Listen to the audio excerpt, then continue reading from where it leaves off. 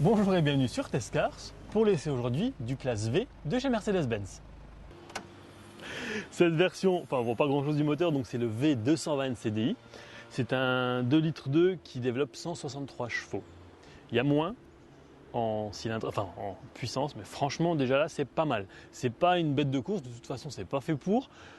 C'est suffisant, notamment pour un shuttle, donc une navette d'aéroport par exemple, ou pour une famille nombreuse, puisque tout de suite on passe à l'arrière pour voir le nombre de places. Ce ne sont pas 2 ni 5, mais 8 personnes qui pourront prendre place à bord de ce classe V. A noter que vous aurez encore de la place dans le coffre pour mettre des bagages. Ce moteur est équipé d'une boîte 6, pas forcément très agréable sur ce genre de véhicule. J'aurais préféré une boîte 7 G-tronic, donc automatique. Consommation en étant seul au volant et sur autoroute, 7,3 litres au 100 km. C'est plutôt pas mal, surtout pour un véhicule qui pèse plus de 2 tonnes.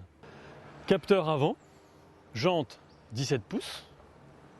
De part et d'autre, vous avez des portes coulissantes. Sans oublier les fenêtres et la lunette arrière surteintée.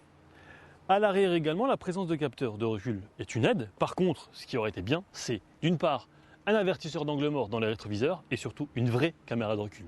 Les sièges sont chauffants, en cuir, extrêmement confortables. Vu le gabarit du véhicule et vu le type de véhicule, il vaut mieux. Volant multifonction naturellement. Ici vous avez l'écran qui regroupe donc toutes les fonctions de navigation, de radio, de téléphone en Bluetooth et des informations sur le véhicule.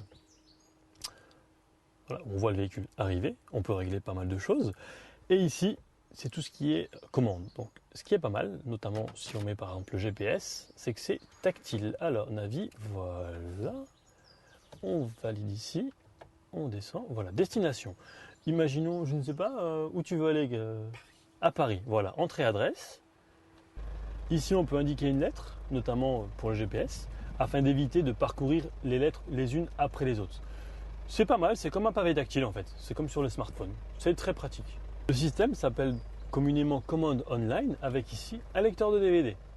Au niveau rangement, c'est pas mal, à l'avant, dans les portières, mais également à l'arrière.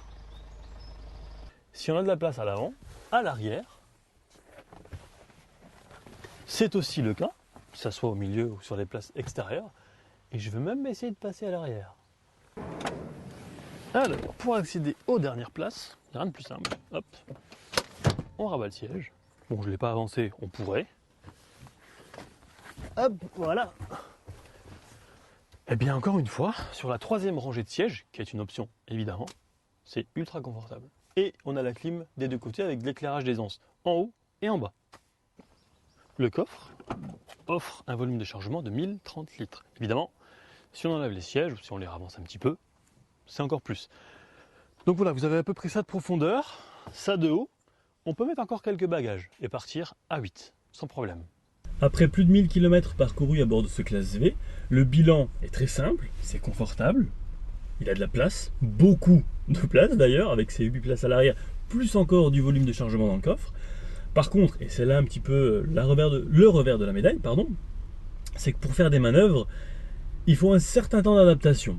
Voilà, mais à part ça, il n'y a pas grand chose à dire, à savoir que ce modèle est affiché à peu près 40 000 €.